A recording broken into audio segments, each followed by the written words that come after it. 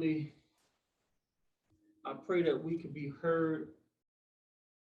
Just Give Me Book TV is back with another episode.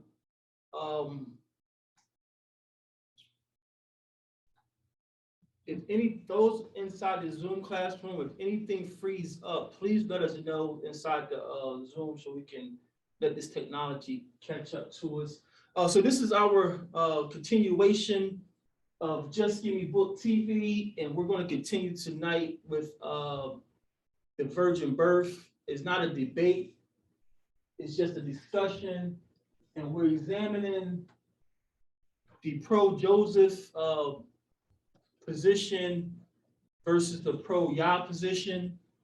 And again, this is not one of those salvation issues. If you're pro-Joseph, you're not going to hell. If you're pro-YAH, it doesn't mean that your salvation is guaranteed. This is just a study for those bookworms who like to dig into the scriptures. And we're not trying to indoctrinate you. We're not trying to change your position. We just want to offer a different perspective on the virgin birth narrative. And of course, the screen is sharing. Each topic we go over, we use the plumb line. And the plumb line is just a tool the Most High has given us inside his scriptures to let us know if we're hearing something that may be a little off, or it may just be blatant false doctrine. It's like, it's no big deal. It's nothing to be sensitive about. If your position, if your doctrine that you're teaching or the doctrine that you're listening to, if you can't pass the plumb line, then it's time to take a second look and dig deeper into the scriptures. So on your screen, it's just a few guidelines. You can add on to these guidelines, but we're commanded to get 2 or 3 witnesses to support what we're saying. In our culture, we can't condemn a man without 2 or 3 witnesses. Our king, when he came on the scene, he told them to search the scriptures because in them that you think you have eternal life, but they testify of me. And then our king and Uncle Shawal, Uncle Paul, they were accused of teaching against Moses. And in the Israelite community, teaching against Moses, AKA teaching against the Most High, can get you killed. So that's why we use a plumb line, and that's what we're going to continue tonight. God willing, we're just going to share some more information with you and let you be the judge. If you're pro-Joseph, it may sway you, it may not. If you're pro-YAH, it may sway you, it may not. That's not our intention. Our intention is just share information and let you do your own research and you make decisions for yourself. I'm going to allow my brothers in arms to introduce themselves, starting with my far right. Naraya Banya Hawada, saying all praises to the Most High Yahweh in the name of our coming King Yahweh Shai HaMashiach, for he is good and his mercy endures forever. Shamaria Banya Hawada, all praises to the Most High in the name of his only begotten Son Yahweh Shai, and blessings to the Masha Pop, the family. Appreciate everybody for checking us out. All praises. Jen, you want to say anything to the family? Shalom, everyone. Y'all, you want to say anything to the family? Shalom, family. Shalom. I'm glad you could join us. And shalom to Mother as well. I hope you're edified tonight by this study. So we left off last week with discussing Mary, and we were just examining the position that I heard a brother offer, that the virgin birth couldn't have been a virgin birth because Mary offered a sacrifice when she went into the temple to dedicate Hamashiach, and she offered some turtle doves and pretty much the requirements of the law. And the position that this brother offered was like, this is proof that Mary didn't have a virgin birth because she was unclean, and that's why she offered these sacrifices. But when we examine the scriptures, when we just used the book, we found out that Mary was offering sacrifices not because she was unclean and Joseph had went into her. She was offering the sacrifices that was commanded for a woman if she had a male child. So that's where we left off last week. This week, we're going to dive right in. I said we was going to continue with prophecy. I decided to leave prophecy for the very end and we're going to dig into a comparative study here. I just tired of this doc. So the next position we're going to examine, and this was a good position.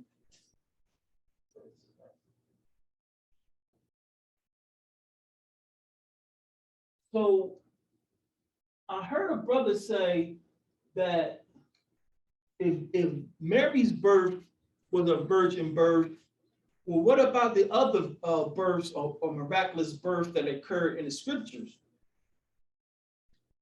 Excuse me.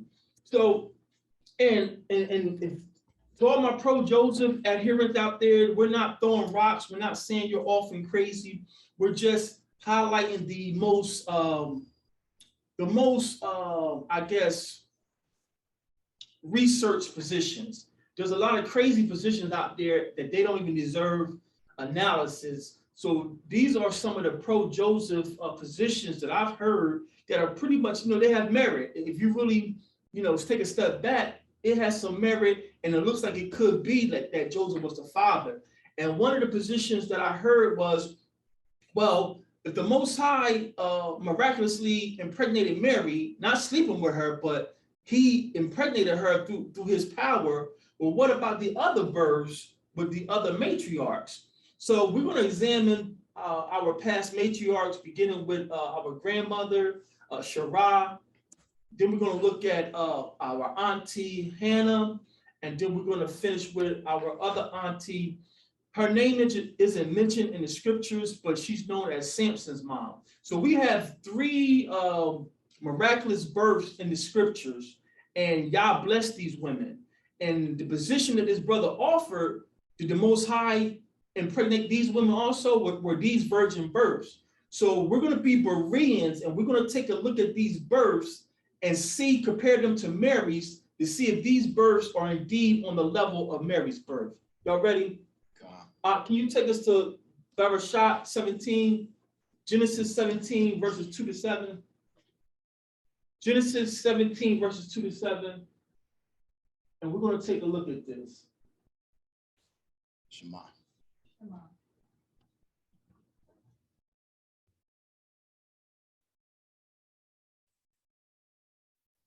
I gotta get this stuff on. I can't do this.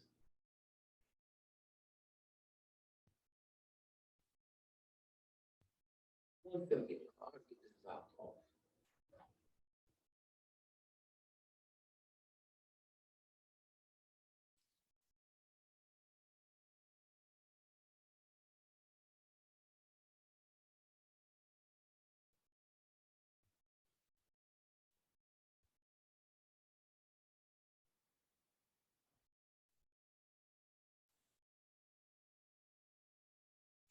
Genesis 17, verses 2 to 7. Let's dig in. Let's compare this. Let's compare our grandmother's birth to Mary's birth, and let's see if those two are parallels or if it's a mirror reenactment of Mary's birth. Genesis 17, verses 2 to 7. Read. And I will make a covenant. I will make my covenant between me and thee, and I will multiply thee exceedingly. And Abram fell on his face, and the Most High talked with him, saying, As for me, behold, my covenant is with thee, and thou shalt be a father of many nations. Neither shall thy name any more be called Abram, but thy name shall be Abraham. For a father of many nations have I made thee. And I will make thee exceeding fruitful, and I will make nations of thee, and kings shall come out of thee. Come out of where? Come out of thee. Come out of where? Come out of Abraham. We see a direct black and white. We don't need no exegesis. We don't need no seminary doctrine. We don't need no super duper breakdown. We see right here in black and white, father says to grandfather, I'm going to make thee a father of many nations, and kings, did it say kings? And kings shall come out of thee. Out of thee. Read on. And I will establish my covenant between me and thee and thy seed after thee in their generations for an everlasting covenant, to be a God or Elohim unto thee and to thy seed after thee. So using textual criticism, the little $10 word, we already see that you really can't compare Mary's birth or grandmother Sarah's birth to Mary, because father is talking to grandfather saying, kings are going to come out of thy bowels. And we don't find this narrative with Mary and Joseph. Let's drop down to verse 16. Genesis 17, verse 16. Shema. Read. And I will bless her and give thee a son also of her. Yea, I will bless her, and she shall be a mother of nations. He says, I'm going to bless her, meaning our grandmother, Sarah, and I'm going to give thee a son. Let's hold your marker there. Let's flip to Matthew 1:21. Let's compare the narratives. Matthew chapter 1, verse 21. Shema. Read. And she shall bring forth a son. You see the difference? He told Father Abraham or grandfather Abraham, she's going to give thee a son. The angel is talking to Mary, and we know the angels talk for YAH. He says, she shall bring forth a son. So it's a difference. Abraham is going to have a son. He said, I'm going to give thee a son. But with Mary's situation, it just says she's going to bring forth a son. He didn't assign this son to Joseph. You see the difference there? So textual criticism, you have to be fair with the text. Right off the bat, early into the game, we can see grandmother Sarah's birth doesn't seem to be mirroring Mary's birth. If I can just interject and ask a question. Come. So there's a law where if a man is married to a woman and something happens to that man and he dies, and the other brother or next of kin is to marry that woman and conceive with her and bring forth seed in his name, does that kind of like tie in what's happening? Well, because we know the Most High can't die, and we know that she was a virgin. Right. Well, this wouldn't be the exact scenario because the Most High never married Mary. So that's the law of the Yiddish word is levirate marriage. Okay. But it's pretty much the law for brothers. So the Most High and Joseph are not brothers. The Most High is our father. So did that answer your question? Yeah. Can you check his mic? I think he's on 4. Come over here. Okay. Go down this channel here. Who mic check? Test. Okay. Nice. I'm sorry about that. So yeah, that's not the same thing that's going on here because the Most High is not our brother; He's our Father. So this wouldn't count. This wouldn't count. Okay, I just want to make sure complete.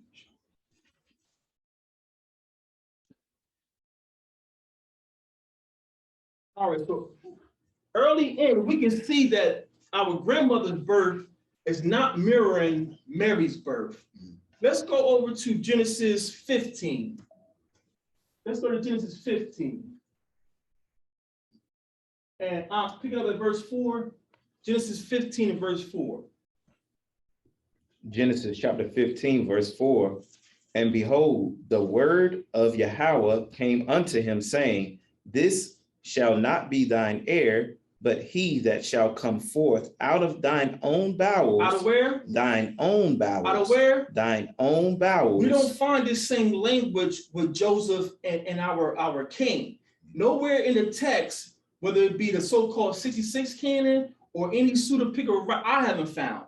If you found it, please let us know and we will correct it. This is not about one man being right, but you don't find this language regarding our king. Read that again out.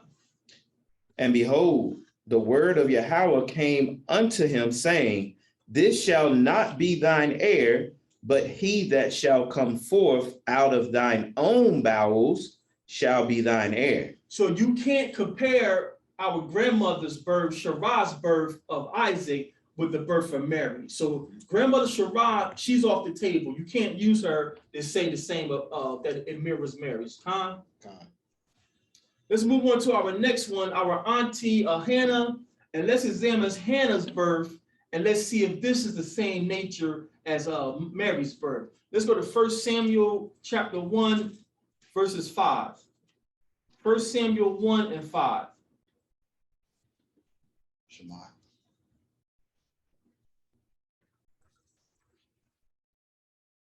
We good. Read. But and unto Hannah he gave a worthy portion, for he loved Hannah. But Yahweh had shut up her womb. Who shut up her womb? Yahweh. So, using textual criticism, not even textual criticism, let's not overuse that word. Y'all know how Hebrews do. We'll run a word in the ground. Just using deductive reasoning. The Most High had shut up Hannah's womb. So how would Hannah and her husband know that her womb was barren? How would they know? They continued to not bring forth seed. Just common sense. Once a woman hasn't brought forth seed, it's either something wrong with her husband or something wrong with her. Now, Hannah's situation, Hannah knows it's her because her husband has other wives. And the other wife, I'll just keep it in the book. We know for sure one wife was mocking Hannah because Hannah couldn't have children. So you can't put Hannah's birth in the category of Mary because Hannah wasn't a virgin. Her womb had been tested and had been found that she was barren, but it was the Most High shutting up her womb. So you really can't put Hannah on level with Mary. But let's drop down to verse 19. 1 Samuel 1 and 19.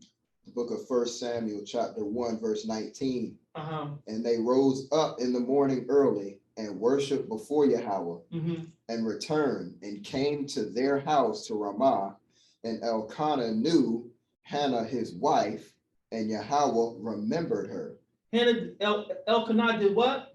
Elkanah knew Hannah his wife, he laid with her, and Yahweh remembered her. So you can't even parallel Auntie Hannah's birth with Mary because you don't find the same language with Mary's birth.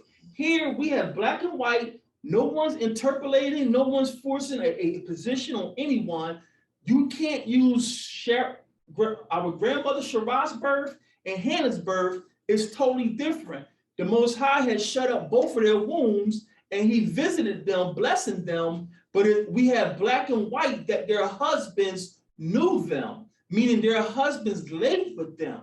Because he told Abraham, kings are going to come from thy bowels. And then right here in 1 Samuel 1 and 19, it says her husband Elkanah knew her. And we're going to visit that phrase later on. But we have black and white. No one's adding to the text. No one's stretching the text. This is black and white. You don't have to exegete. We don't exegete. We don't eisegete. We don't use none of those Greek terms here. We're Israelites. We use the tools that the Most High gave us. We use the plumb line and we put precept upon precept. But already for any pro-Joseph adherent want to say, well, if Mary's birth was virgin, then it had to be Sarah's and Hannah's too. No, you're out of pocket. You're stretching the text. You're stretching things out of proportion. You can't do it. Let's move on to our next. Y'all want to ask something before we move on? So already the 2 out of 3 are off the table. They're not a mirror of what happened with Mary.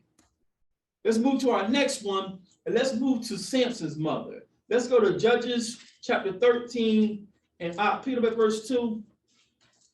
Shema. Judges 13, verse 2. Read. And there was a certain man of Zorah, of the family of the Danites, whose name was Manoah, and his wife was barren and bare not. His wife was what? Barren and bare not. And again, just for those who may be entering the room, or just for those who may have not understood what we were saying, how would a woman know that she's barren? Trial and error.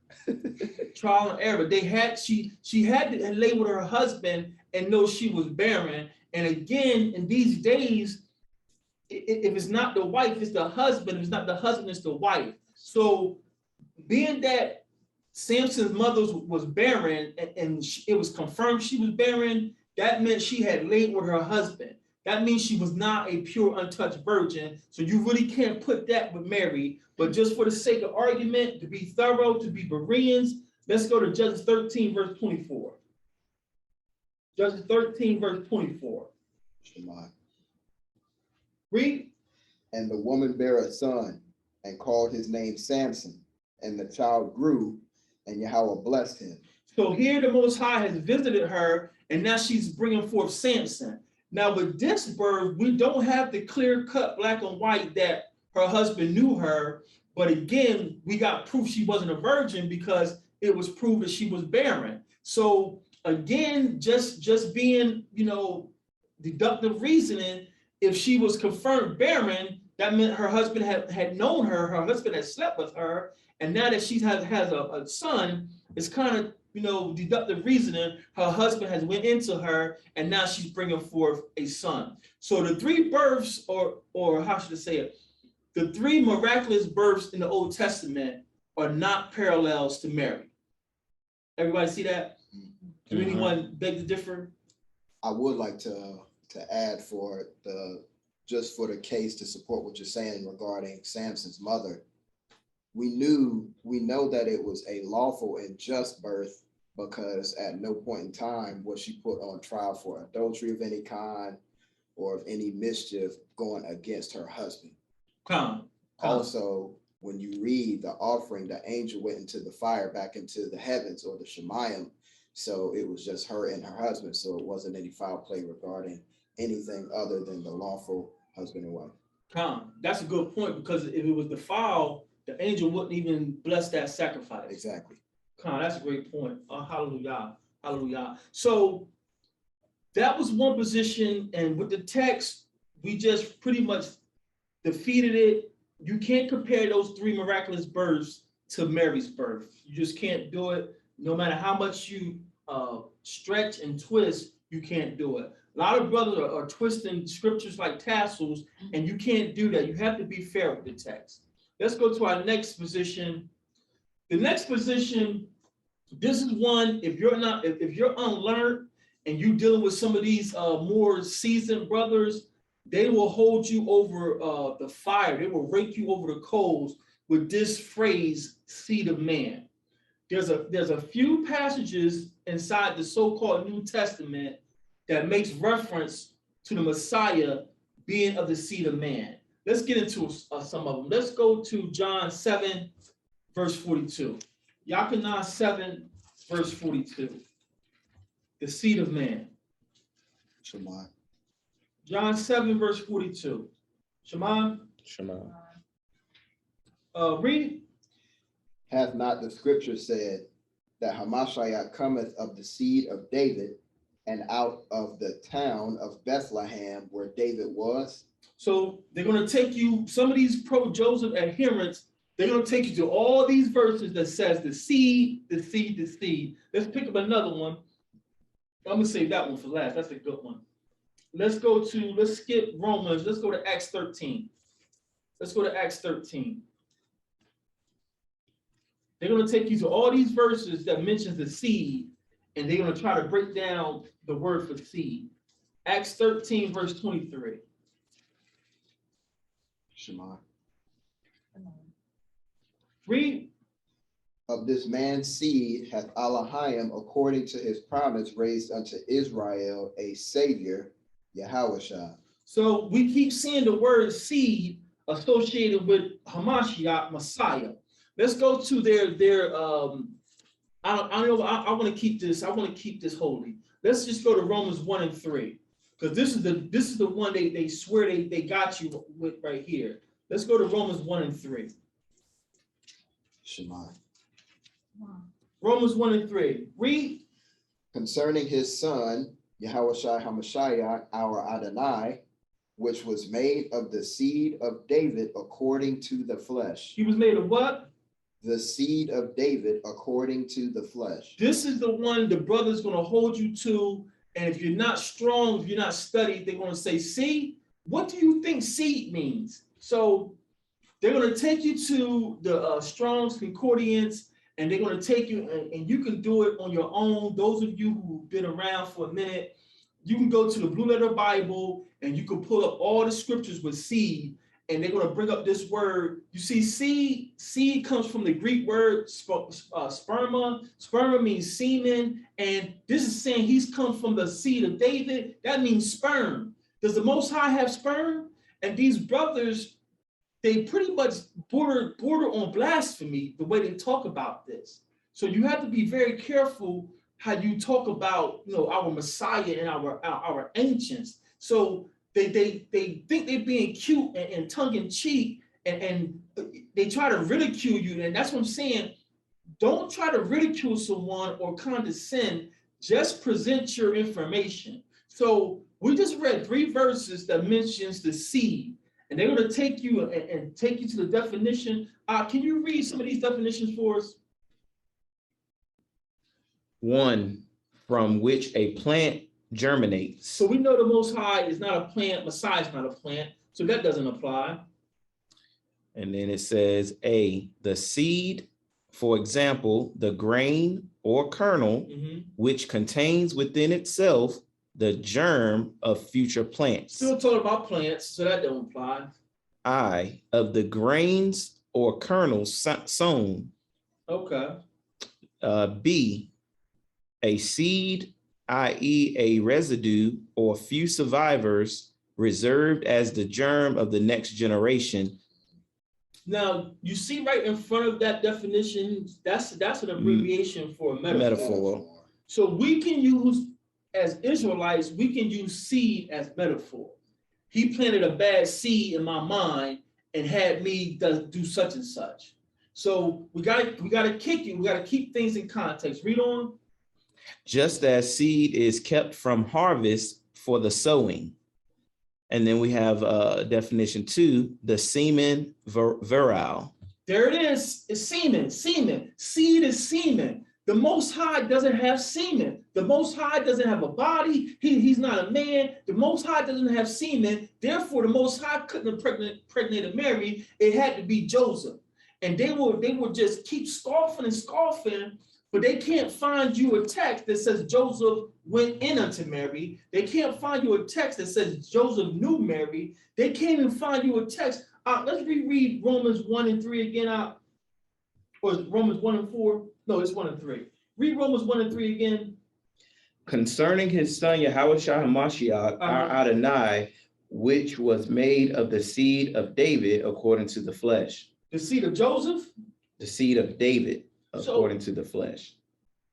This is when brothers are twisting scriptures, and this is what we would call, you're interpolating that this is alluding to Hamashiach came from the seed of Joseph. The text doesn't say the seed of Joseph. It says that he's the seed of David, and we know David was long gone and buried. So it could have been David's physical seed. It had to be a metaphor, or the Most High did his thing and put David's seed in Mary. But these brothers it says seed. It says seed is always semen. You cannot have seed without semen. Can we go to Genesis 3:15? The brother said you gotta have a physical man to have semen. Semen can't come from spirits. So the Most High couldn't have blessed Mary with the seed of David. Let's go to Genesis 3:15.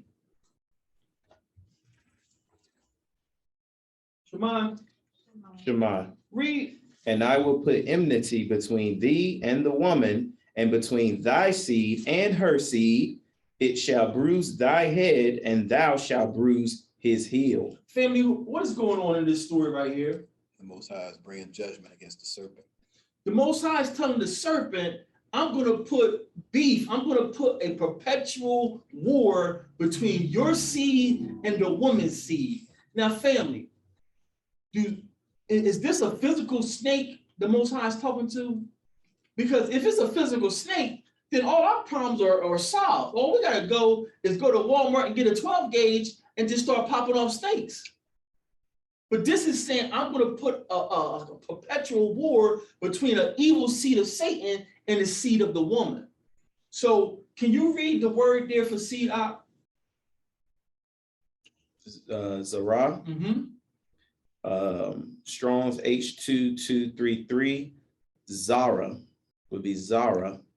And then it is seed, sowing, offspring, a sowing, seed, or a semen, virile, offspring, descendants, prosperity or posterity, children of moral quality, a practitioner of righteousness, and then F, sowing time. So we know this is not referring to agriculture, but we see in the Old Testament, the word Zerah means semen.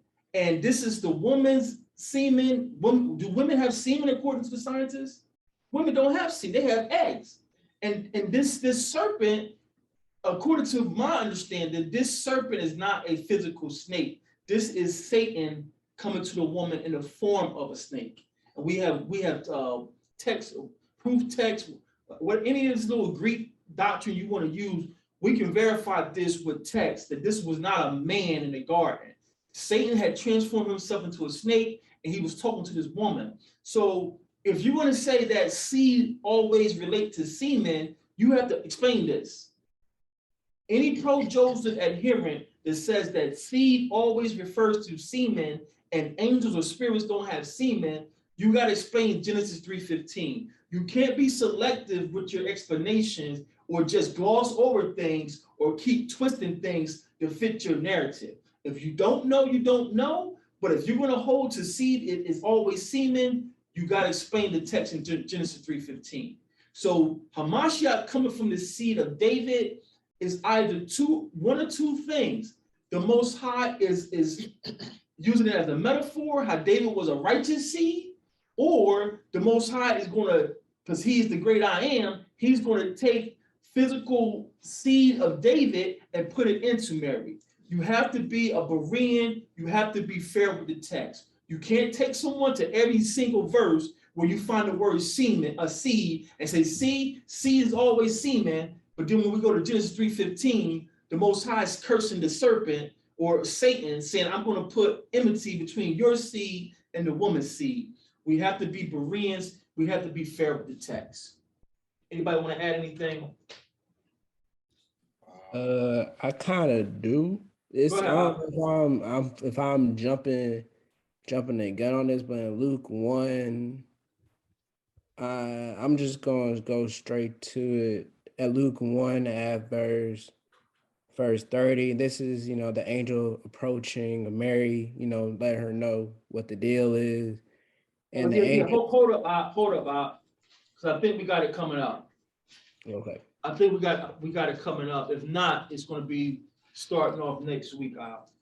But you're right on it. Anybody else has something?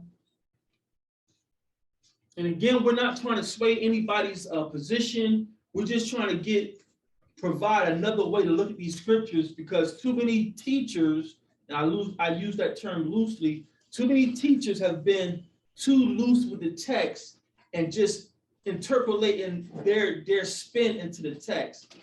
There are times with the text that the text has dual meaning. I'm fine. There are times that the texts have dual meaning, and I'll give you a prime example. When they crucified Hamashiach, and it was darkness on the earth, not just in Judea, because I think the Romans testified in their annals too, that they call it an eclipse. So they had an eclipse in Rome, and Rome was way across the sea. But when Hamashiach gave up the ghost, it was darkness on the whole earth for 3 hours. Now, those of us who are studied, we know that was a Hebrewism. That was a metaphor. The Most High was saying, now that y'all have slain my son, now you're going to be walking in darkness. Not only that, we have another part of this text.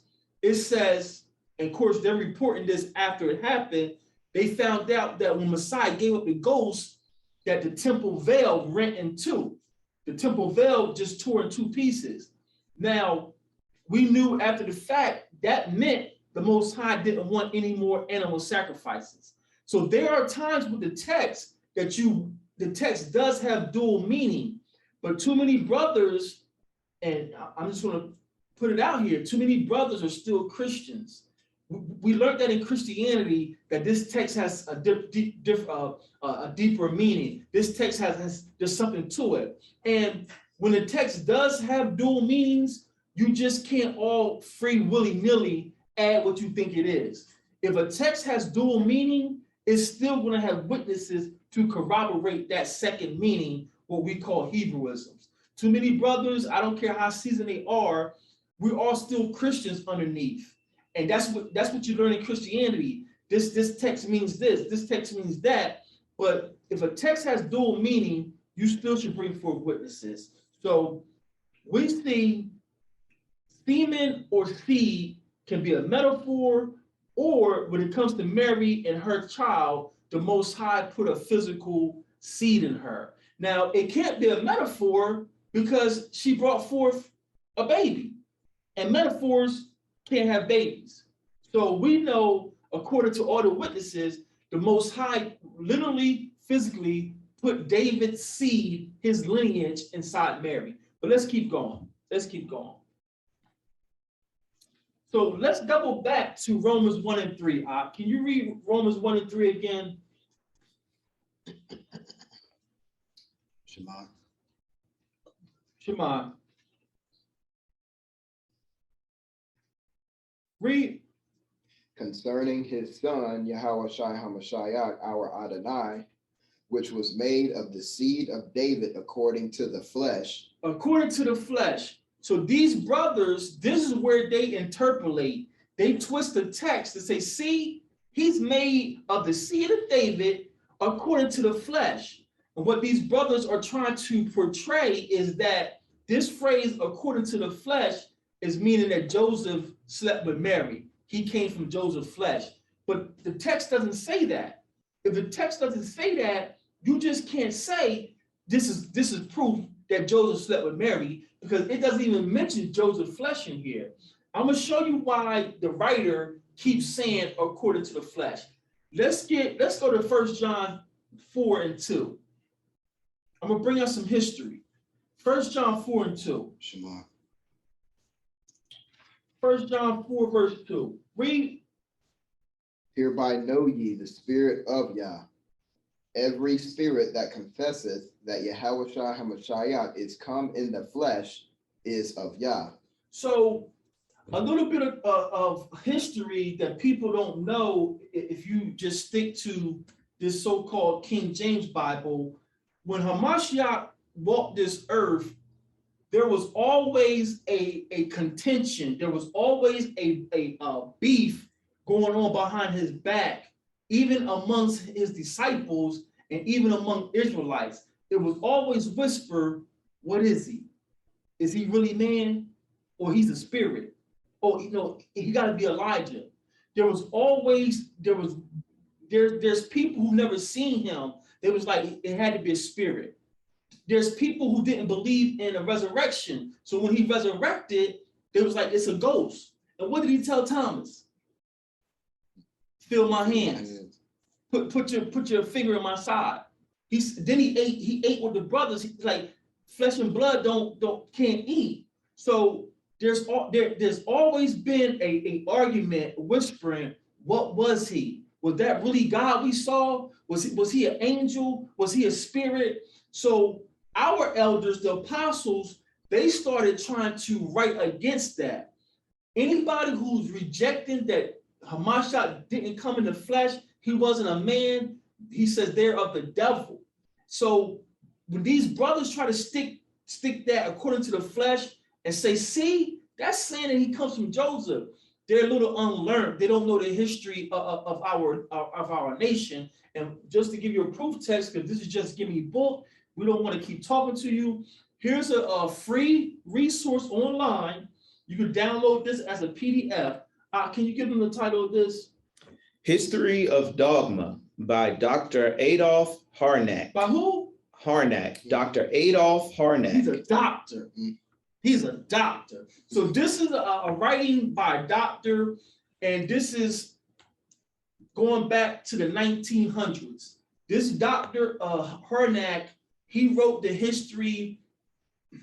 He wrote church history, but when these pagans write their church history, they got to write about us because their church is founded on the apostles. So he wrote about Israel too. And I'm going to prove to you that when our apostles say that Hamashiach was according to the flesh, they're not talking about how he was born. They're letting people know that don't get caught up in this theory that he was not a man and that he was some kind of ghost. He was a man, he had flesh. So let's read Dr. Adolf Harnack. This is History of Dogma, Volume 2, Chapter 2, and this is page 20. Can you read that for us?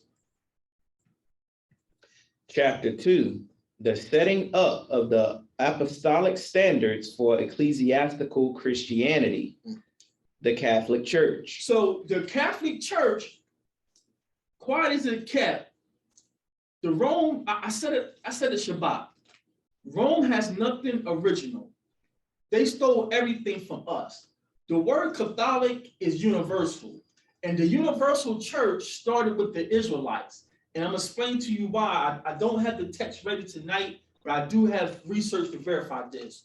What was going on with the Israelites is we started to tell people whether you are a northern Israelite, aka a Gentile, or whether you come from the tribe of Judah. If you have repented and believe on his son, we can fellowship, let's be one house. Not only that, righteous Nazarenes, righteous Nazarites, not only accepted the northern kingdom who were being called Gentiles, we would also accept strangers who seen our faith.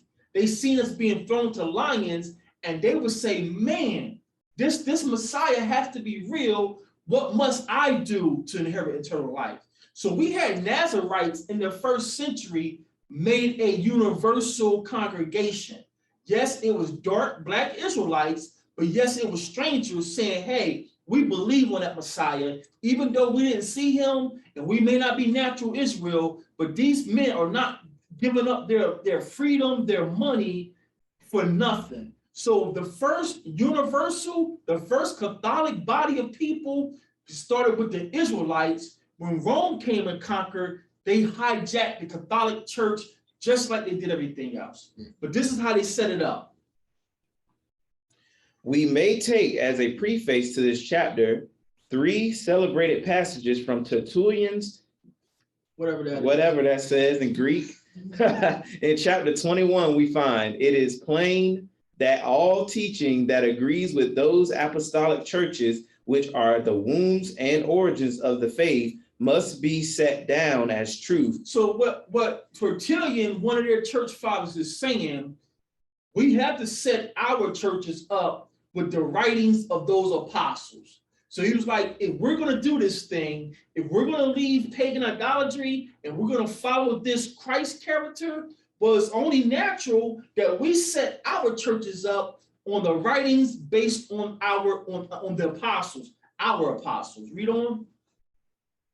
It being certain that such doctrine contains that which the church received from the apostles. Where the church received their doctrine from? The apostles. So to be fair with you, not to indoctrinate, to be fair and be Bereans, this is a Christian document, and the Christians are telling people they set their church up based on the apostles. Now, we can see in different texts, they began to stretch this.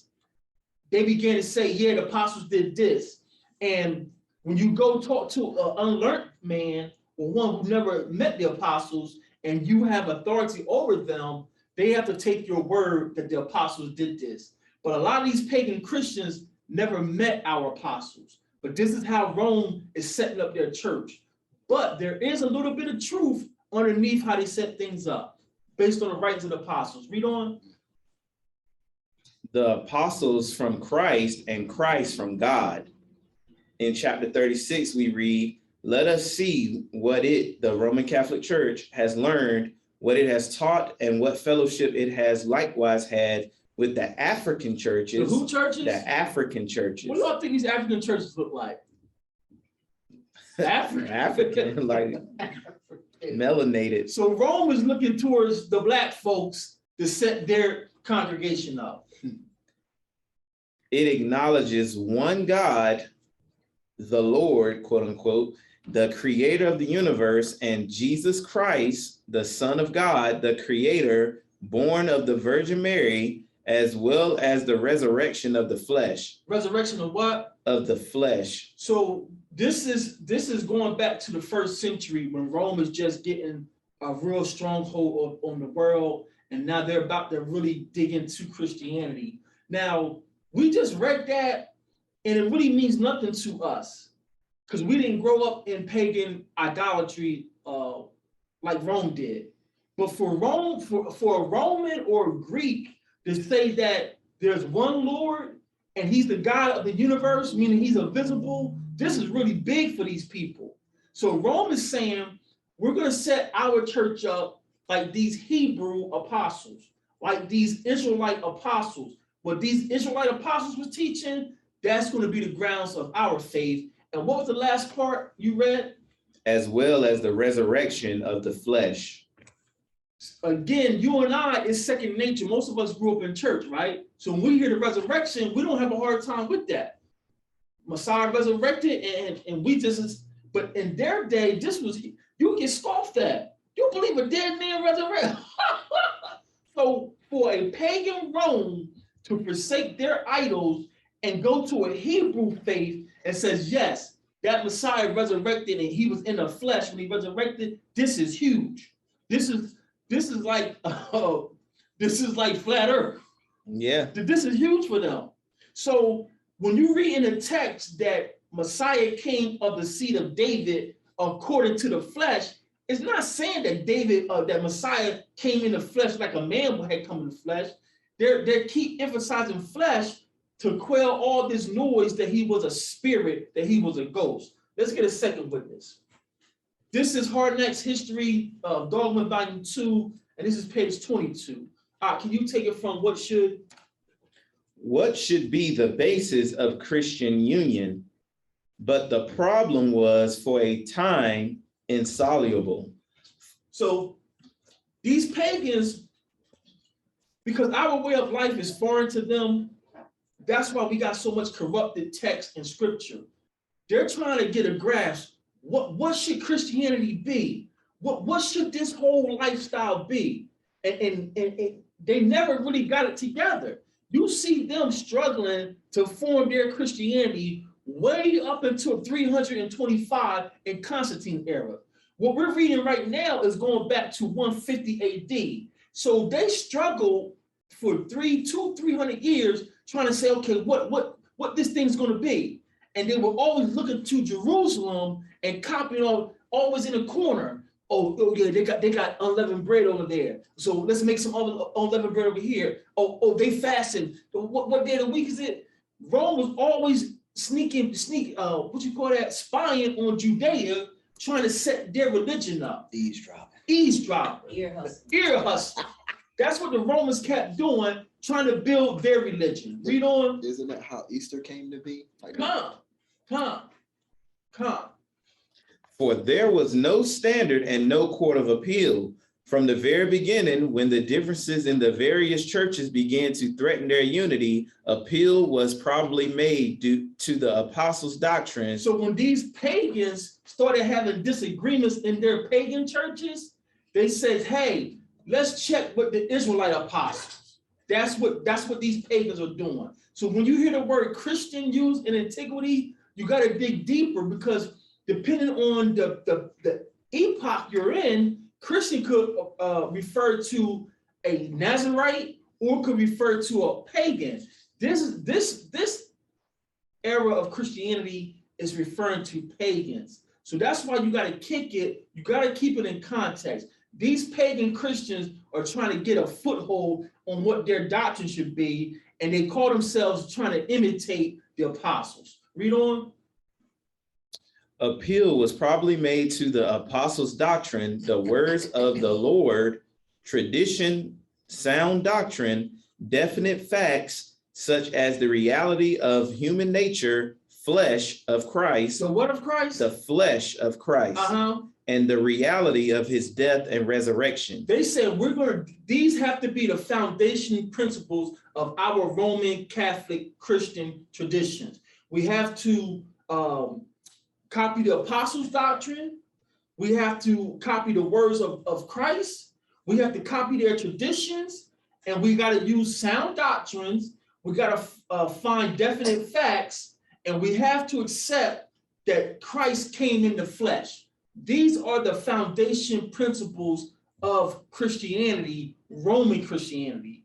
But we know Rome didn't stay with the apostles' doctrine, because the apostles kept tabernacles, the apostles kept the 7-day Sabbath, the apostles believed in fasting, the apostles prayed to an invisible Elohim, the apostles didn't have pagan idols, we didn't make statues. So we know Rome on the surface told people they followed the apostles, but underneath they kept their idolatry. What we're bringing home to you right here with this excerpt is showing you that the flesh of Christ was a big deal in the 1st or 2nd century. So when you read in the New Testament that he's of the flesh of David or the flesh of man, it's not saying that he came from Joseph. The writer's letting you know he's not a spirit, he's not a ghost, and he wasn't the great I am. He came in an earth suit. He had a human body. That's all the text is saying. So when these brothers, all praises, when these brothers try to twist these scriptures, they don't know history of our nation. They don't even know the history of Christianity. That this thing about Christ being in the flesh and then resurrecting in the flesh, it's a big deal for them in the 2nd and 3rd centuries. Anybody got something to add?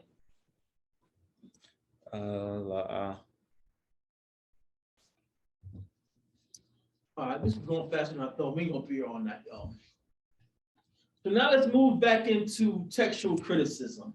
And like we brought out before, we ain't gonna beat this word out, but you will hear it inside their little seminary circles and these polished folks.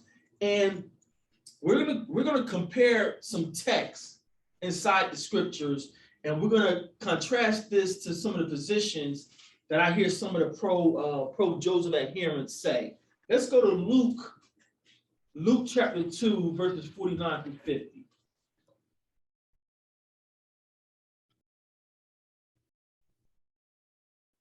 We're going to save the hard stuff for next week.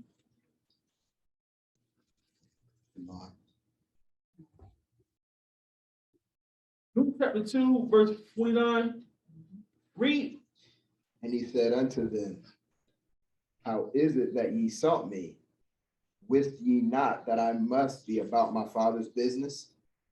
Verse 50. And they understood not the saying which he spake unto them. They're going to say, see, the pro-Joseph that here is going to take you here. See, if he was divine, if it was a virgin birth, how was they looking for him? And when they found him in the temple, he said, I got to be about my Father's business. And they didn't know what he was talking about. Y'all see, like, that don't even make sense. Nowhere in the text that it says Joseph is the daddy, Joseph slept with his mom, but they use this as a proof text that it wasn't a virgin birth, because when he says, I'm about my Father's business, Mary and Joseph didn't know what he was talking about. That's not a proof text. Yeah, because the context is he's talking about, I'm about my Father's business, that Father. And they're saying, well, Mary should have known what he was talking about. But Mary didn't know because Joseph is the daddy. It's like, no, you're inserting that into the text. It says that they were traveling back and they noticed after 2 days that he was missing. This is not grown Yahushua. This is like 12, 13-year-old. So by the time they found him, a mother is frantic. Her mind ain't thinking like, yeah, these brothers, you got to take this religion out of our scrolls. These are everyday people. Mm-hmm. Can you imagine a mother traveling with a family reunion We're deep, and you just assume he back there playing with the other cousins. Then all of a sudden, like, where's Yahushua? Oh, I don't know. Yahushua. This Mary's You like, got no phone, you can't call, you can't tweet or nothing. they had to tell the caravan, y'all walk slow, we're gonna go back. They go way back to Jerusalem and find this boy in the temple. So you know they probably, you see Yahushua? Yeah, that little joker in the temple talking to the doctors. He asking some good questions. So these brothers used this as, see, if they didn't know what he was talking about because Joseph is the daddy. No, you're inserting that. You're twisting scriptures. That's not proving that Joseph is the daddy. Again, this mother is frantic. You don't know what condition she was in. But because this is just give me book, and we don't want to insert our position, we have to do comparative analysis. So right here, Luke 2:49, he says, I'm about my father's business, and they were confused. If he came from God, they should have knew that he came from God, and they shouldn't have been confused. That's what these brothers say, right? Let's go to John 2. Let's do a little analysis here, right? Let's go to John 2. John 2, and run it down, verse 3 to 5. Shema. Read.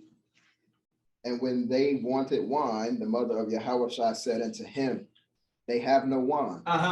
Yahushua saith unto her, woman, what have I to do with thee? Mine hour is not yet come. What the Messiah say? What I got to do with me?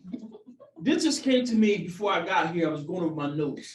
And y'all correct me if I'm wrong. Those online correct me. And if you see this at a later date, please post the scripture if I'm wrong. But Yahushua never called Mary mom. He never called her mother. You know, I chuckled because when I was on my way back from out of town, I was literally thinking of this verse. He never calls her mom. He always say woman when he was about to die. What did he say? Woman, behold thy son. Behold thy son. He never calls Mary mom. Ain't that kind of weird? You ever call your mom a woman without getting smacked? Absolutely. Absolutely not. And a foot to the chest. Go ahead. No, I was just saying get foot to the chest. Your mom looking at you right now, yeah. These are like context clues. This is textual criticism that in church we just gloss over. But Hamashiach did come from Mary's womb, but he never said mom. He always said woman. So here is Messiah, his disciples, and his mom is at a party, and his mom goes up to him and says, son, they're out of wine. And Mashiach says, what that got to do with me? My hour is not come. Let's read on. Verse 5. His mother saith unto the servants, whatsoever he saith unto you, do it. So here's his mom. He just told his mom, my hour is not come. She don't seem confused. She just told the servants, whatever he say, do it.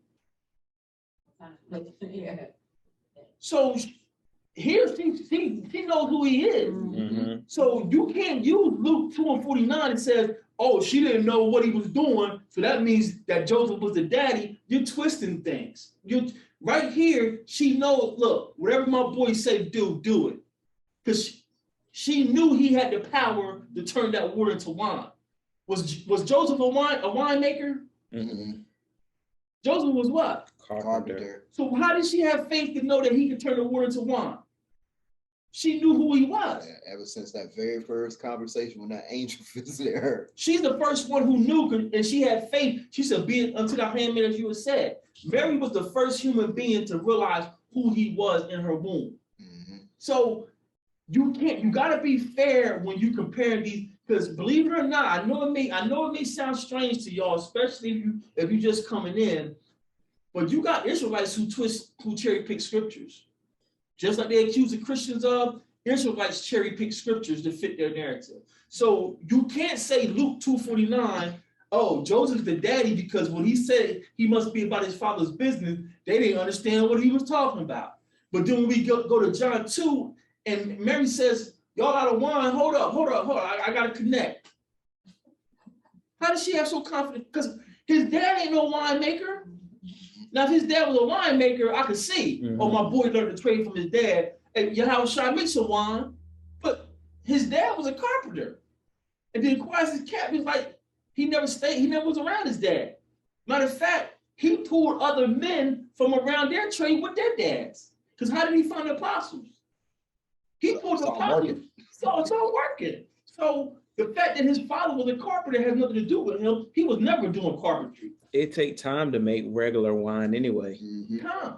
So Mary knew who he was. So you can't just, I ain't gonna use their little Greek terminology. You can't cherry pick Luke 2:49 and say, see, he said that he was in the temple and he told them he's about his father's business, and they was confused, meaning they didn't know what he was talking about when he said father, because Joseph is the father. No, you're twisting it to fit your narrative. You're going with your camp doctrine, your homeboy's doctrine, your rabbi's doctrine, whoever doctrine you're going with, you're twisting the text to fit your narrative. You can't use 2:49 to say that Joseph is the dad. When we get to John 2, his mom had no confidence. Hey, my boy about to make wine for y'all.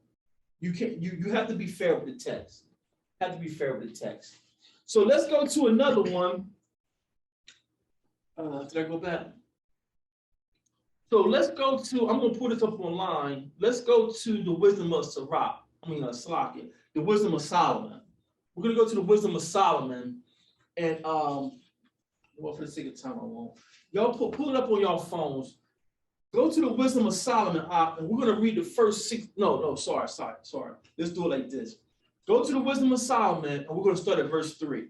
Which chapter? 7. I'm sorry. Wisdom of Solomon 7. Those are online. This is an apocrypha. You can find this online. Wisdom of Solomon, chapter 7. And we're going to pick it up at verse 3. I'm going to show you how bad these Israelites, born again Israelites, I'm going to show you how bad they cherry pick verses. Shema. Read. And when I was born, I drew in the common air and fell upon the earth, which is of like nature. And the first voice which I uttered was crying, as all others do. Okay. I was nursed in swaddling clothes, and that with cares, for there is no king. No who? No king. No who? No king that had any other beginning of birth. So they're going to take you to Wisdom of Solomon, chapter 7. Say, see, no other king. Every king is born like this. It says it right here. I'm giving you book. It says there is no king that has any other beginning of birth. And they think this is relating to the Messiah. This is a classic. This is a textbook definition of cherry picking. If you're not familiar with cherry picking, back in the 80s, if you was a basketball player and you cherry picked, you was the most disgusting, the most bummiest player on the court. Cherry picking in basketball is you really can't play and you don't like playing defense, so you hang back and wait for your team to get the rebound and scream, I'm open, and you get an easy bucket. That's cherry picking. In the 80s, we despised you. No one would pick you once they knew you was a cherry picker. But you got people, Christians and Israelites, cherry picking verses. And what I mean by that, they're going to go and cherry pick a verse out of its context and throw it in your face and try to get you to swallow it to prove their point. So they take you to Wisdom of Solomon 7, and they start at verse 3, and let's read down to verse 6 again. Let's read verse 6. For all men have one entrance into life, and the like going out. Go back up one. Verse 5. For there is no king that had any other beginning of birth. So was Messiah our king? Is Messiah our king? Of course, you know that's a dumb question. You know Messiah's the king. So this is right here. No other king has any other. No, you're cherry picking verses, because read verse 7 again. Verse 6 or 7. Verse for all men, verse 7. For all men have one entrance into life, and the like going out. So there are some messianic tones to the Wisdom of Solomon, just like the book of Psalms. If you read Psalms, there are some Psalms of David where it's really messianic. It's the Messiah writing through David. And Wisdom of Solomon is like that too, but you got to be careful. You got to be able to know when it's really the Messiah.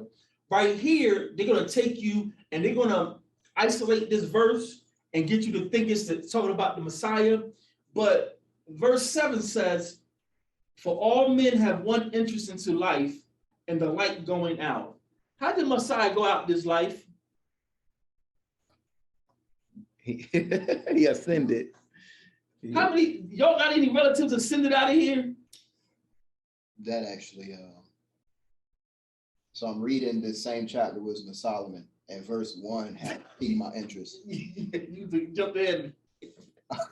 All right, well, go ahead. Go ahead. But no, Shemaiah hit the nail on the head. This, you can't run to Wisdom of Solomon 7 and says, see, all kings come into the earth the same way. If you read this in context, he's describing all of us. Mhm. Which one of us didn't come here crying? Which one of us, our mothers didn't swallow us in clothes? So this is not just for kings. Solomon is saying everybody comes in this way. And then if you really want to be Hebraic, what are we? A nation of what? Kings and priests. You see how you got to be Bereans, and these brothers get you isolated, and they're going to ram their opinion down your throat. Be Bereans, and if they can't see it, just leave them alone. But you ain't going to get me to swallow your doctrine when you ain't putting precept upon precept. This ain't about a king's birth. All of us came to the earth like this. And then this can't be about Messiah, because it says, for all men have one entrance into life and the same going out. Our Messiah is not in no grave. Not my Messiah. My Messiah ascended back to heaven, sitting on the right hand of his Father. Now, when the ride is brought out, let's kick it. Let's keep it in context, because they cherry picked and dropped right down to verse 3. And verse 1 tells you what is going on here. Wisdom of Solomon 7, verse 1. I myself also am a mortal man. A what man? Mortal man. A what man? Mortal man. Stop making stuff up. What does the text really say, man? Mortal man. Babe, I can't trust these two. They can't, brothers. This mortal man. Mortal? Is Hamashiach a mortal man? If I may.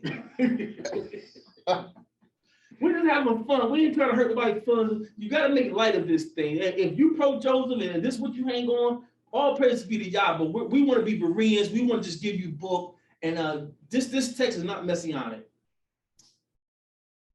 The book of 1 Corinthians chapter 15. Let me get what you got.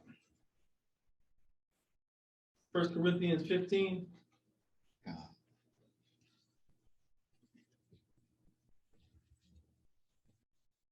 Come on. And I'm just going to read verses 45 through 48. Come on. And so it is written, the first man, Adam, was made a living soul. Uh-oh. The last Adam was made a quickening spirit. Just give me book. Just give me book. That was not first, which is spiritual, but that which is natural. And afterward, that which is spiritual. The first man is of the earth, earthly. The second man is Yahweh from heaven, or Adonai from heaven. As is the earthly, such are they also that are earthly. And as is the heavenly, such are they also that are heavenly. Allahu Yah. That was a perfect text. Just give me book. Just give me book. You can't allow people to cherry pick verses and corner you and have you, oh, I don't know. No.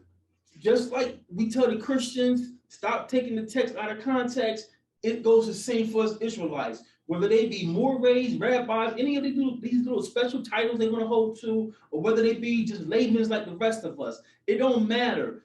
Don't take the verses out of context to fit your narrative. Be a Berean, read the whole verse. Wisdom of Solomon 7 is not talking about Messiah, is not talking about a special, he came in the world like every other king. Solomon is talking about himself and talking about you and I. This is how you and I came in the world. Let's take it from the top and be Bereans. Wisdom of Solomon 7, verse 1. Shema. Read. I myself also am a mortal man, like to all, and the offspring of him that was first made of the earth. The offspring of who? offspring of him that was first made of the earth. Made of the earth. Read on. Verse 2. And in my mother's womb was fashioned to be flesh in the time of 10 months, being compacted in blood of the seed of man, and the pleasure that came with sleep. The pleasure that came with what? With sleep. So this is when you have to understand the culture and the language.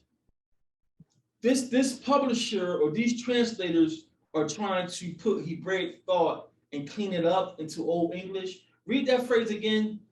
The pleasure that came with sleep. And in my mother's womb was fashioned to be flesh in the time of 10 months, being compacted in blood of the seed of man. Of the seed of man. I came from the seed of man. And the pleasure that came with sleep. I came of the seed of man, and he's telling you how he got here from the pleasure that came with sleep. How did me and you get here? Our mother and father having pleasure. Sleeping together. Sleeping together. You have to be able to identify this. You have to be a Berean. You got to kick it, keep it in context. Also, it says fashioned to be flesh in the time of 10 months. Is that? It may be a typo because another spot it says 9 months. Can a woman hold her birth after 9 months? And that's the reason I asked, because if this is him being born in 10 months, would you say that something was wrong? Yeah, and we know be. that the YAH was the perfect sacrifice, Right. the perfect lamb. That's a good point. Either this is an adulterated text, or if Solomon did take 10 months, like you said, it could have been it's got Messiah, because most births are in 36 weeks, 9 months. That's a good eye. That's textual criticism. Textual criticism. Verse 3. And when I was born, I drew in the common air and fell upon the earth, which is of like nature, and the first voice which I uttered was crying, as all others do. So when you have to go back most times to the beginning of the chapter. Sometimes you got to go back to the beginning of the book.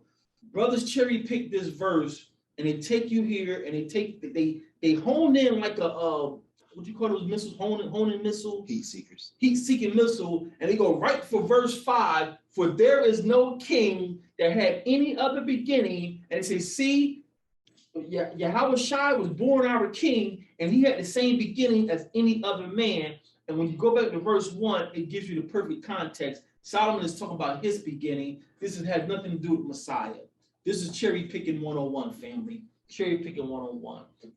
Any other comments or questions before we move on? All right. So we're about to wrap this up tonight. This is textual criticism continue. And let's go and let's take a look at this phrase, to know a man. Let's take a look at the phrase to know a man. Let's go to Luke chapter 1, verse 31. You won't believe how I heard this broke down. Or maybe you will. There's some really wild doctrines out here. Bunch of cowboys out here with this text. Wild West. It's the Wild West with the text. You get a bunch of bearded, shade wearing people, and you know, that's right. And yeah, oh yeah, you really believe a virgin? Oh, this is crazy, man. You don't just give me your witnesses. Produce your witnesses. Bringing out everything but the witnesses. Bringing out everything but the witnesses. They're bringing, come in here, elder, come in here. He think it's really a virgin birth. Just give me your witnesses, man. Luke 1, verse 31. Read. And behold, thou shalt conceive in thy womb, and bring forth a son, and shall call his name Yahushua. He shall be great, and shall be called the Son of the Highest. And Yahweh Elohim shall give unto him the throne of his father David. And his father Joseph. His father David. Didn't even mention Joseph, huh? No. Read on. And he shall reign over the house of Jacob forever, and of his kingdom there shall be no end. Verse 34. Then said Mary unto the angel, how shall this be, seeing I know not a man.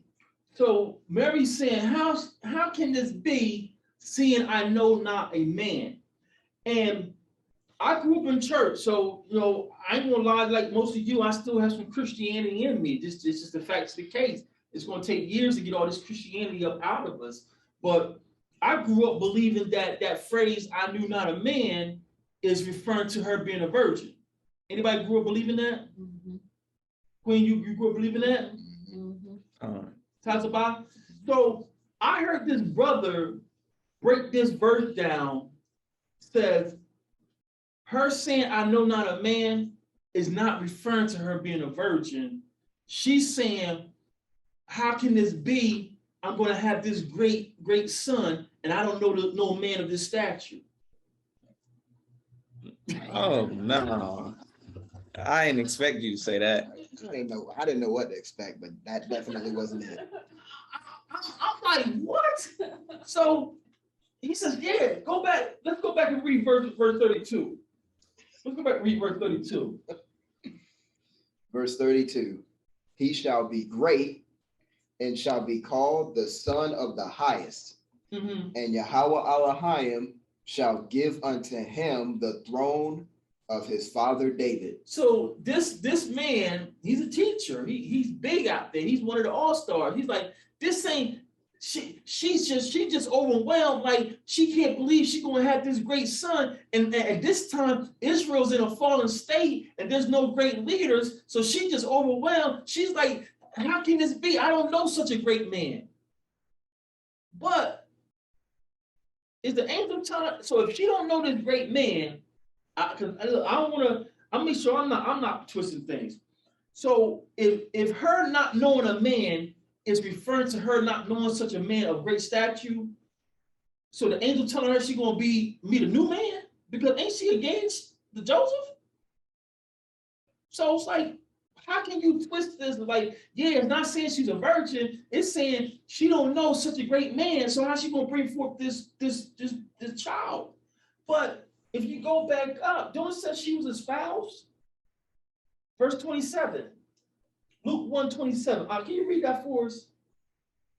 The book of Luke, chapter 1, verse 27, to a virgin espoused to a man whose name was Joseph of the house of David, and the virgin's name was Mary. So she's already engaged to Joseph, but now when the angel tells her she's going to bring forth a child, she tells the angel, I don't know such a great man. So is the angel going to hook her up with somebody else? You see, just ask questions. Even if she were to say, I just don't know any men, period, that of that great stature, that wouldn't make sense either, because she would be able to go back in the text and recall Our great patriarch. men that exactly. So these Men brothers keep twisting text and interpolating their position. This phrase, I know not a man. That was a wild. That was I wild. was reaching. Yeah. Reaching. Like Gary Payton reaching. So for the sake of time, I'm not going to take you there. Most of y'all are Bereans, but no, not a man. I will. Let me do this. Let me do this. Let's pull the verse up, because I don't want to shortchange anyone, right? Let's pull the verse up. Let's pull this verse up. I'm gonna pull up in the Blue Letter Bible just so we be thorough here. And then we about to wrap this. It didn't take long at all.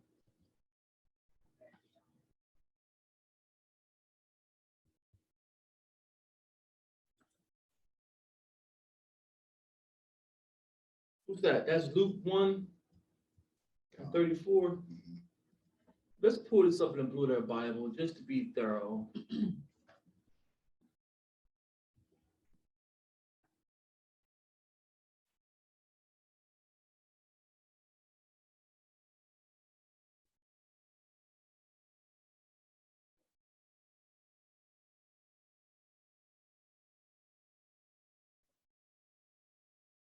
You hit No, it's the Bible on this slide.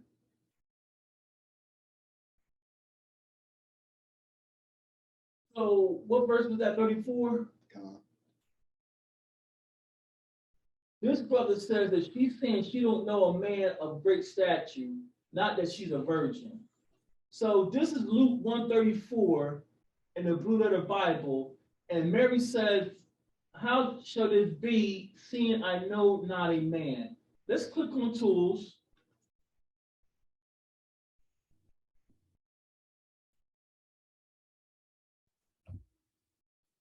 And let's parse through this verse. How shall this be, seeing I know not a man? So Mary says, I know not a man. And he says, this ain't about sex.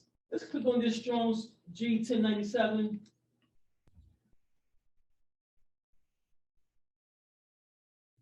How's that look on your screen? So this is G 1097, Ganesco or something, we don't care. Can you read the definitions of to know? To learn to know, come to know, get a knowledge of, perceive, feel, to become known, to know, understand, perceive, have knowledge of, to understand, to know, a Jewish idiom for sexual intercourse between a man and a woman. The last one. To become acquainted with or to know. So this brother says, no, she's not saying she's a virgin. She's saying she don't know a man of such stature, and that's why she's telling the angel, I know not a man. But the Greek is saying one of the definitions is it's a euphemism, it's a metaphor for having sex with a man. Let's go to Genesis chapter 4. Genesis chapter 4, verse 1. Let's see what this know not a man really means in our culture. Shema. Read. And Adam knew Eve, his wife, and she conceived and bare Cain. Adam did what? Knew Eve, his wife, and she conceived. So he just met her and took her out on a date? He just getting to know her? He knew Eve, and she conceived. So one of the definitions to know in our culture, meaning you go into a woman. Because what's the most intimate thing you can do with a person? To be and have sex with them. So in our culture, to know a man or a woman, it means you lay with her. So Mary is not talking about she don't know a man of such a great stature. Because what? He's going to break the engagement with Joseph and take her to a man to fit this description? You see, you got to watch these brothers. They smooth, they polish, they make their presentation with all these great lights and glitters and have animations going on. And just give me book. Don't give me your rhetoric. Don't do me like the Christians doing us. Just give me book. To know a man in our culture is to lay with a man, to have sex with a man. Let's get our second witness. Let's go to Genesis 4:25 for confirmation.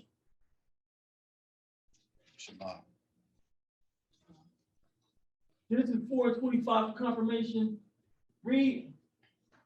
And Adam knew his wife again, and she bare a son, and called his name Seth. He knew his wife again, and she did what? Gave him a son called Seth. You got intelligent people sitting in these Israelite communities, having these man-made doctrines rammed down their throat with no witnesses. And you sit up here and allow this man to belittle you and to berate you to believe his position. And I'm not saying that the pro-Joseph position is totally whack, but what I'm saying is all the positions and the presentations I've heard, I'm proving their witnesses to be false witnesses. Their positions and their twisting is totally false. You can't say Mary saying, I know not a man, is not referring to her virginity. You're being deceitful, you're being deceptive, or you're being naively indoctrinated. We got grown men becoming groupies. You're worse than women. Give me your witnesses. Let's go to a next one. Let's go to Genesis 38. Genesis 38 and verse 26.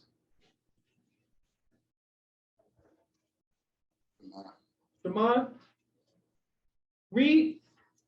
And Yahweh acknowledged them and said, she hath been more righteous than I, because that I gave her not to SELAH, my son, and he knew her again no more. So the backstory here, family, this is when our father Judah, or Yahweh, slept with his son's wife, Tamar, by accident, because Tamar's husband died because he was wicked.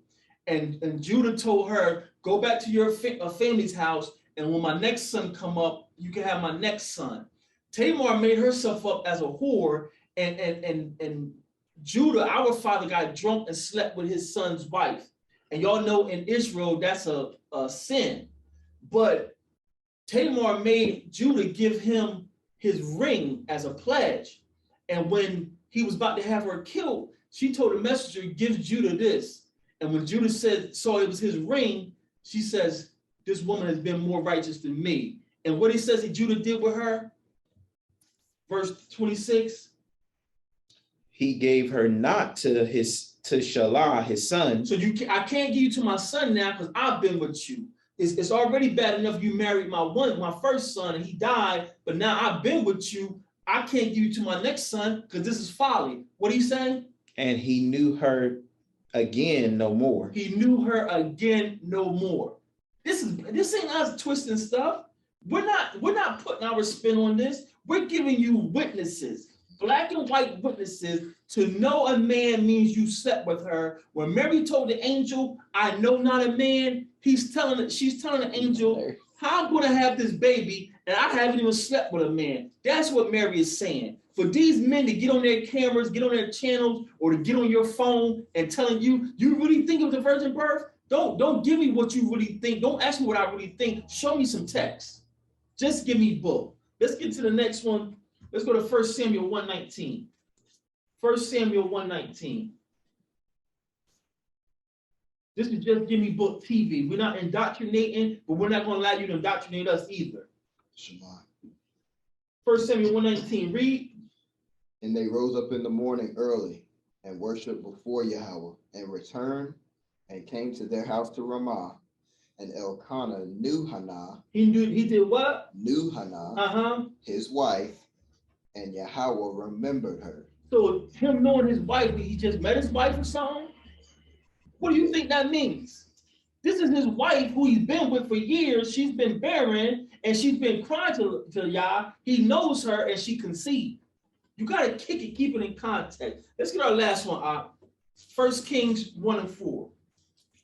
Just give me book TV. Don't give me your indoctrinated dissertation that you got from YouTube, that you got from Captain So-and-so, Captain Caveman, none of that. Just give me book. Just give me book. 1 Kings 1:4. Shema. We got Israelites lying to us. We got Christians lying to us. Everybody's lying to us. For what? For what? 1 Kings 1:4. Read. And the damsel was very fair or beautiful and cherished the king and ministered to him, but the king knew her not. The king did what? Knew her not. So this is very, very, very powerful because this is King Dawid. This is King David about to go to sleep. He's about to die. And his men says, hey, let's test the king. You know the king like them young girls. Go get him a young damsel and let her go in there and please the king. And the king says, and the king did what? Knew her not. And read on. Verse 5. Then Adonijah, the son of Haggith, exalted himself, saying, I will be king.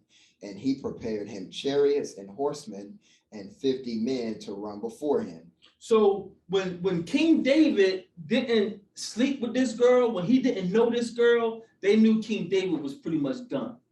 And one of his wicked sons is saying, I'm going to take the throne of my father. But the point here, he only knew that it's my time to take the throne, even though it wasn't his time, when he saw that his father didn't respond to this virgin. So again, we just had 1, 2, 3, 4, 5 witnesses that not knowing a woman means to have sex with a woman. Now, just to be thorough and make sure that we're not interpolating our positions, let's go back to Luke. This is why I can't, that's why I look at these presentations. I was looking at the screen like, are you kidding me? Like, are you really just gonna say that on camera? Tell me. Like, You didn't please. just say that. But you got people waking up and these babes are being led astray by these superstars because, oh man, they polished and they got some good diction and man, he done wrote a couple books and his last video got 100,000 views. So you got babes unaware of being attracted to this YouTube madness. It's like, are you reading the text for yourself? Let's go back to Luke 1:34 and finish this. It's right in front of your face. She explains what she means. Luke 1:34, read. Then said Mary unto the angel, how shall this be, seeing I know not a man? Verse 35. And the angel answered and said unto her, the Holy Spirit, or Ruach HaKodesh, shall come upon you, and the power of the highest, Yahweh, shall overshadow you. Well, the angel is explaining to her, she just told this angel, I'm a virgin, I don't know a man. And the angel is explaining to her how it's going to happen. In very great detail. In very great detail. Why did the angel say, when you and your husband lay together, the Most High is going to overpower you? And the thing, finish that up. Therefore also that holy thing which shall be born of thee shall be called the Son of YAH. Again, this is just Give Me Book TV. We're not trying to indoctrinate anyone, but we're not going to let anyone indoctrinate us or our innocent brothers and sisters who are just waking up. Mary told this angel, how can I have this great baby, this great son, and I'm a virgin? Verse 30, Luke 1:35, the angel explains to her in detail. Now, I'm going to go a little bit into next week when we go deep into Hebrewisms. He says the thing that's in you is going to be what? Holy? Holy. The thing that's going to be conceived in you is going to be holy, set apart. Anybody know why we have sex with a woman to have children? Think back what you know about our history. Why do we have to procreate through sex? The Most High said, be fruitful and multiply. Subdue the earth. Right. Think back to Adam and Eve. That's what I want to say, because of the curse. Because of the curse. We gotta sleep with a woman to bring forth seed, and she gotta struggle because of sin. Because of sin. So the thing that's conceived in her is going to be holy, set apart. How can the Most High, how can Messiah be set apart holy if he's coming through with sexual intercourse, and sexual intercourse is a byproduct of sin? These are things people don't lay to heart. If Adam hadn't sinned, and I'm not pushing what I believe or what I read on people, but I do read from the book of Adam and Eve. If you read the book of Adam and Eve, the chapter escapes me. I think it's like chapter either 6 or after chapter 6 somewhere. The Most High is telling Adam, I wanted to bring all your sons from you like I brought you from light. But when you and your wife sinned, now you have to work. You got to labor. Your mom and dad worked to bring you here. And your mom did even greater work because being pregnant is scary. Being pregnant, you go through all kinds of changes. Am I lying? So bringing forth children now is from sin. And it's painful. And it's painful. Did it mention the process at all? Because I noticed that's one thing I definitely paid attention to reading in the beginning, because before they sinned, the Most High gave them the command to be fruitful and multiply. So does it go into detail as far as like what the process was like before sin? No, because Adam and Eve is before it starts, before they fell. Okay. So they didn't get the commandment to be fruitful and multiply till after they fell. In Genesis, that's how it's written. But if you go to the book of Adam and Eve, and the Most High is telling Adam, I was going to create all your sons like I created you. Now you're going to have to bring forth your seed. Like a parent. Yeah. I was going to buy you a car. Yeah. I was going to hook you up with sons and all that good stuff, but now you messed up. Now you got to work for your sons. You got to work and labor for your sons. Your wife got to bring forth the seed through travail. So bringing forth children like we do is a product of sin. Mary told this angel, I don't know a man. And the angel proceeds to tell Mary how it's going to happen. How can you sit up on her brother's congregation and allow him to tell you that Joseph slept with Mary? And we just went through 5 examples. We gave you 5 witnesses that the phrase, no, not a man, means I haven't had sex yet. And then if that wasn't enough, the Most High never leave you with a cliffhanger. The angel goes on to tell her in verse 35 how it's going to come about. So that's just Give Me Book TV. Next week, y'all willing, we're still here. We're going to finish this and we're going to go into the deeper Hebrewisms. We're going to go into the language, break down the words. We're going to give you some pictograms or pictographs to show you some ancient Hebrew, and just to wrap this thing all up and pretty much lay our case down. Like, we're not trying to indoctrinate or change anyone's positions. Our goal is to give you witnesses, and based on everything I went through, based on all the presentations I've seen over the years, there's more witnesses. If you're being objective, if you're indoctrinated, you're not going to see it. But there's more witnesses to support a virgin birth than there are witnesses to saying Joseph slept with Mary. And that's all I got, fam. Y'all got any questions, comments y'all want to add in here? Just a question, just to clarify, because what we were just talking about regarding when the Most High gave commandment for Adam and Eve to be fruitful and multiply, just from my understanding, in the book of Genesis chapter 1, verses 27 and 28 is the reason I made the statement. So you can just give me more understanding. So verse 27 says, so Elohim created man in his own image. In the image of Yah created he him, male and female created he them. And Yah blessed them, and Yah said unto them, be fruitful and multiply, and replenish the earth, and subdue it, and have dominion over the fish of the sea, and over the fowl of the air, and over every living thing that moveth upon the earth. So I just wanted to understand really just how. Yeah, because in Genesis, the fall don't come in what, chapter 4? 3 or 4. 3 or 4. Yeah, I know, because verse 3 is where it says, and the serpent was more subtle than all the beasts of the field. So we got 2 scenarios, because Genesis is not the oldest writing. The oldest writing, it would be like Job, book of Adam and Eve, and then Jubilees. Okay. So those books are a little bit before these. I would have to see. I don't want to pull up Adam and Eve because we got audience people who may not read those books.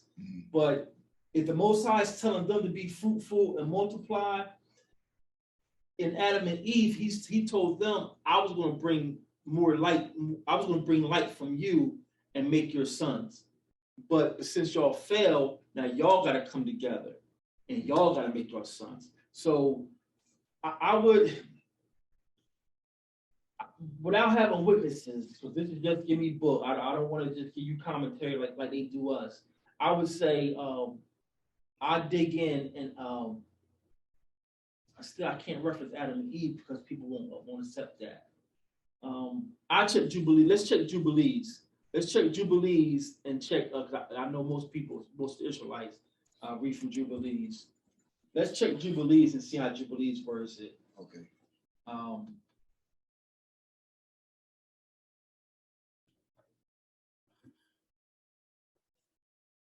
Other than that, I don't have anything tonight. I just want to stop it here because next week is going to get really, really deep because because I asked myself this, and I just give you a preview, those are online watching. When Hamashiach resurrected and he saw those people walking, he says that he explained to them, he opened up the scriptures to them about him beginning at Moses. So when I read that, I'm like, because everyone says, look, the virgin birth is nowhere in the Bible. And it's like, that's a great point. Like I said, I'm not trying to make the pro-Joseph people feel like they totally off in some la-la land. Like, on the surface, it seemed like, yeah, like this thing is like, no one talks about the virgin birth. But when you look at things in the Hebraic lens, you do see the virgin birth in the Old Testament. It's just not on the surface, but it's there. The virgin birth is in the Old Testament. So next week, y'all willing, if we're still here and we're still able to, we'll be back on. No, we said we're going to skip a week. Yeah, we're going to start next week. We're going to do bi-weekly because it's a lot of work getting these classes together. And then we just came out of Shabbat on Saturday. So we won't be on next Tuesday. We're going to skip a Tuesday and we'll do every other Tuesday. And we'll follow up and finish this virgin birth up, going into the Hebrewisms of the virgin birth, going into our ancient language, and just laying everything on the line for you to have more witnesses and you can form your own opinion. We don't, if you're pro Joseph, y'all bless you. It's not a sin, but we just want people to have enough information, objective information, without someone just ramming their position down your throat and twisting scriptures. That's what you shouldn't let someone twist scriptures to indoctrinate you. So y'all willing, we will be on the following Tuesday to finish this up. Y'all got any closing comments, questions, or concern? Just praise Yah in the name of Yahweh. His goodness, mercy, endures forever. Yeah. Hallelujah. Yasha, you got anything you want to add before we wrap this up? Just one more witness, if that's cool. Come. So Jeremiah chapter 22, I'm gonna start at verse 28, and the reason why I'm bringing let me get with you. okay, cool. Make sure The you reason I'm bringing it up. Jeremiah 22. I'm reading this out of the Britain. The Septuagint. Okay. And when you go in Matthew 1, you see Jeconiah being one of, one of Joseph's, ancestors, forefathers. And if people had the position that, Joseph is the daddy, they need to explain this Jeremiah 22 and 28 through 30. Jeconiah. Where you at? Jeremiah 22, verse 20, starting at verse 28. I'm with you. Jeconiah is dishonored as a good-for-nothing vessel, for he is thrown out and cast forth into a land which he knew not. Land, hear the word of Yahweh. Write ye this man an outcast, for there shall none of his seed at all grow up to sit on the throne of Dawud of David, or as a prince yet in Judah. So if the Most High, told Jeconiah that none of his descendancies, none of his seed will sit on the throne of David, and the prophecy said that the Messiah is going to sit on the throne of David, then that would, and if Joseph is the daddy, that would rule Yahweh out from being the Messiah and sitting on the throne of David.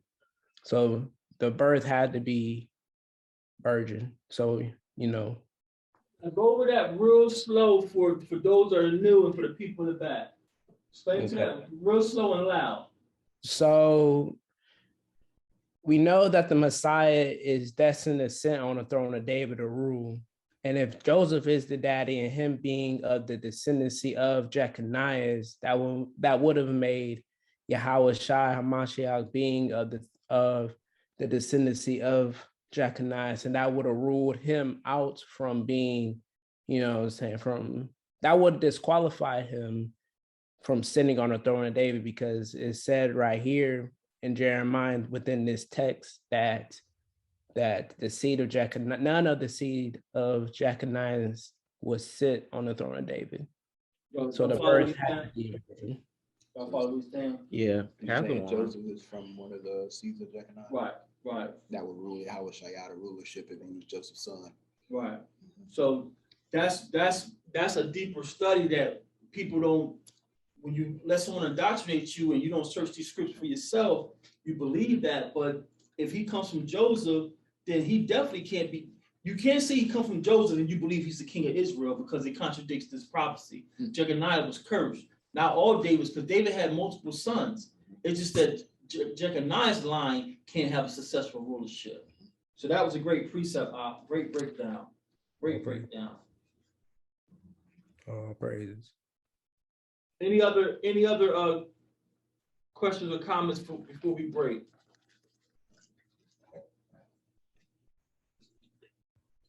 So I just want to say, Kali Dala Yahweh, Basham Yahweh Shah Malak Nawah. I want to the water about my brothers in arms, Shamarya, Aknaraya. I want to thank Queen for being in the house, blessing us with her presence tonight on a school night. Yasha Yah, we thank you, and Amma Mother for joining us. Those on Facebook, those who see us at a later date.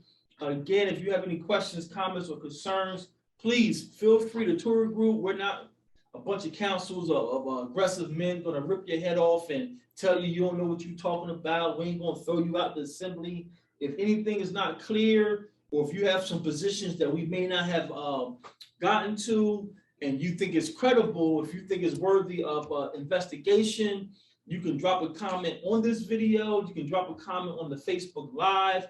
Or if you're bashful, don't want to be in the public eye, you can send an email to justgivemebooktv@gmail.com, or you can use our regular email, the Torah Group number 12@gmail.com. We will try to investigate your question or your position and see if we can give you book to flesh out the answer for you. Or if you feel we got something wrong, like, listen, we are men, we are descendants of slaves. If you feel we got something wrong, again, if you know how to present your position with love, please let us know, reach out to us, and we definitely will correct anything we might have missed. But we will finish up in 2 weeks, trying to give you more witnesses about this virgin birth. Until then, I say, may y'all bless us, may y'all keep us. Pray for the diaspora, pray for the lost, and Barak Atah Yahweh. Shalom, family. Shalom. Everyone. Shalom.